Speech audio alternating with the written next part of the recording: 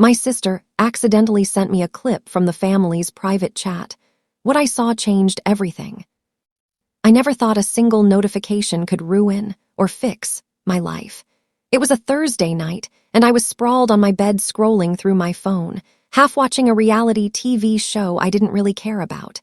My sister, Emma, had been acting weird all week. Secretive phone calls, disappearing for hours, the usual stuff. Then my phone buzzed. A video from her. Only it wasn't meant for me. Curiosity hit me like a punch in the gut. My instincts screamed at me to delete it and pretend I never saw it, but instead, I tapped it.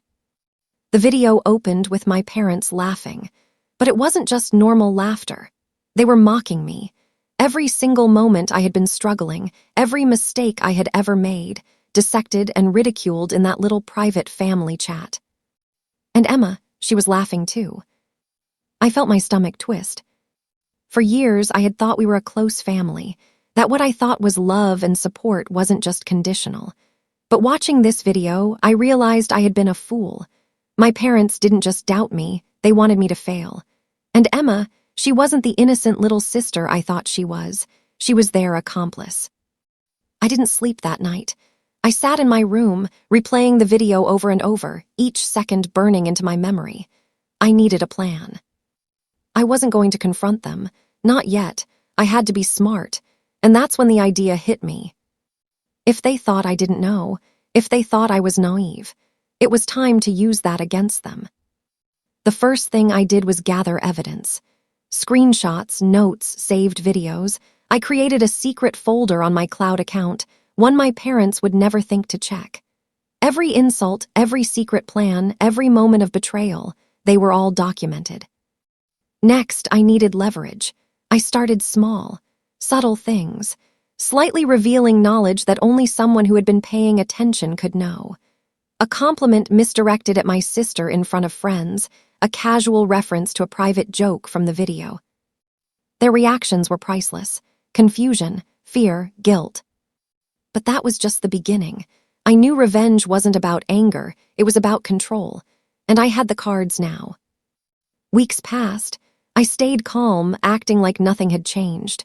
But my plan was in motion. I started by planting seeds of doubt between Emma and my parents.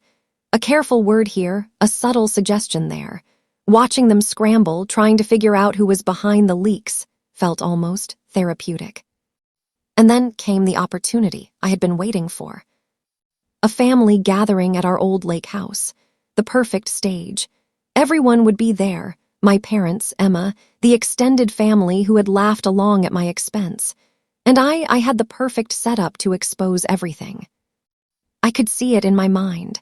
The shock, the embarrassment, the silence, and most importantly, the look of defeat on their faces when they realized I wasn't the naive little girl they thought I was. Because by the end of the night, they wouldn't just see me as their daughter or sister. They would see me as someone they had underestimated, and someone they could never underestimate again. The day of the lake house gathering arrived, and I felt a strange mix of nerves and excitement. I wasn't just attending a family event, I was walking into a stage I had meticulously prepared. Every detail mattered. Every glance, every word, every gesture had been calculated. My parents greeted me as usual, smiles stretched too wide, their eyes flickering with something I couldn't quite name. Emma was there too, pretending nothing had happened, but I could see the tension in her jaw. The video had already sown the first seeds of paranoia. I just had to water them. Dinner began like any other. Small talk, laughter, and that undercurrent of judgment I had grown used to. But I wasn't just a passive participant tonight. I had a role to play, the perfect storm of calm and confidence. I started casually, dropping subtle hints only I could know from the private video. "Oh, Emma, it's funny you mentioned Dad's little plan to hide the bonus from me. I remember that vividly." Emma froze. My parents exchanged glances. My heart raced, but I stayed composed. I let the silence stretch. "What are you talking about?" my father asked, his voice a mix of confusion and defensiveness. "Oh, nothing," I replied, smiling innocently. "Just remembering things people forget they said." I let them stew for a few moments, watching the panic creep into their expressions. And then I took the next step. I stood up and said, loud enough for the entire extended family to hear, "You know, it's funny. I always thought we were a close family, but apparently I was wrong." All eyes turned to me. The room fell into uneasy quiet. "You all laughed at me behind my back," I continued, letting each word land.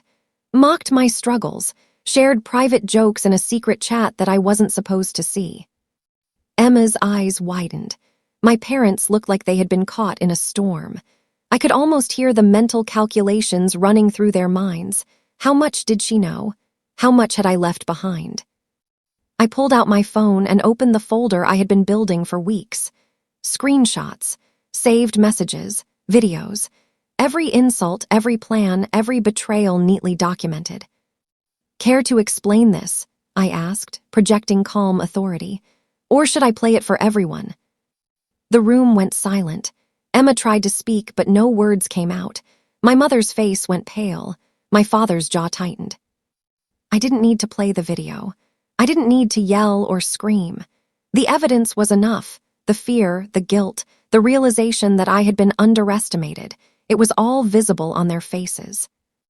I had them right where I wanted, powerless, exposed, and shaken. Then I dropped the final blow. You all thought I wouldn't notice, that I was naive, that I'd let this slide. Well, not anymore. I watched as Emma slumped into her chair, silent and defeated. My parents didn't argue. They couldn't. The truth was out, undeniable and public. And for the first time, I felt a sense of liberation I had never known. "You taught me one important lesson," I said softly, looking directly at them. "Never underestimate me, and never think that I won't find a way to turn your own games against you." I left the room then, letting the silence hang like a curtain. I didn't need to gloat. I didn't need to justify myself. My revenge wasn't about cruelty. It was about proving my own strength, my own independence, and reclaiming the respect I had always deserved. That night, as I packed my bag to leave the lake house, I realized something else. Revenge isn't just about getting back at someone. It's about reclaiming your life from the people who tried to control it. And tonight, I had done exactly that. From that day on, things changed.